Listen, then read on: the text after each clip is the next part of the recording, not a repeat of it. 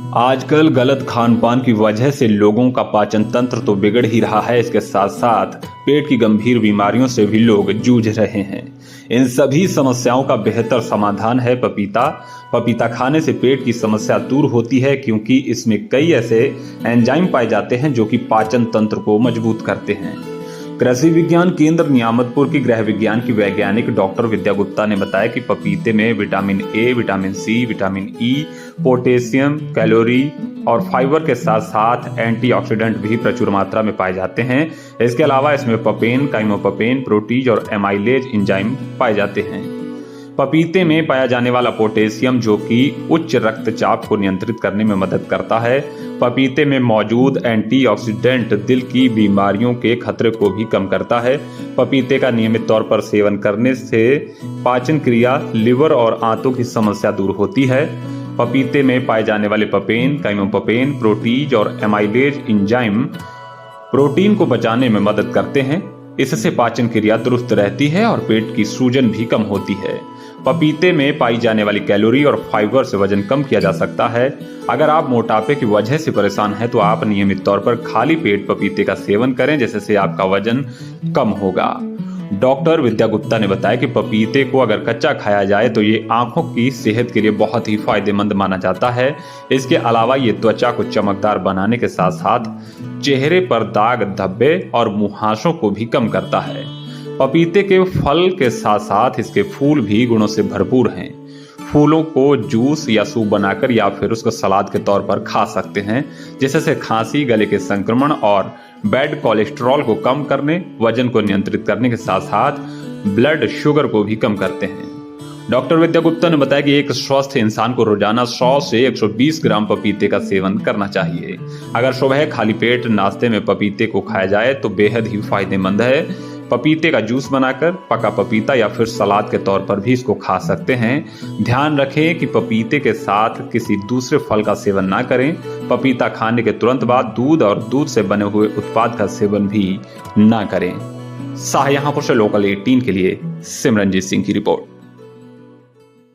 पपीता एक आम फल है जिसे सभी लोग प्रयोग कर सकते हैं, और ये हमारे लिए केवल फल ही नहीं, फल के साथ साथ ये हमारे स्वास्थ्य के लिए भी बहुत ज़्यादा फायदेमंद होता है। अगर हम इसका 100 ग्राम से 120 ग्राम तक की मात्रा प्रतिदिन शामिल करें अपने आहार में, तो ये हमारे लिए बहुत ज़्यादा फायदेमंद साबित हो सकता है।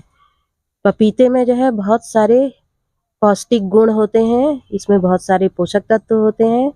ये इसमें जो है vitamin A, vitamin C, B vitamins, potassium, magnesium, fibre और आयरन बहुत अच्छी मात्रा में होता है। और पपीता विशेषकर हमारे आँखों के लिए और हमारे हृदय के स्वास्थ्य के लिए बहुत ही ज़्यादा फायदेमंद होता है। साथ ही ये हमारे पेट के स्वास्थ्य को बहुत अच्छा रखता है। यदि हम पपीते का सेवन करते हैं तो हमें पाचन संबंधी बहुत सारी समस्याओं से छुटकारा मिल सकता है।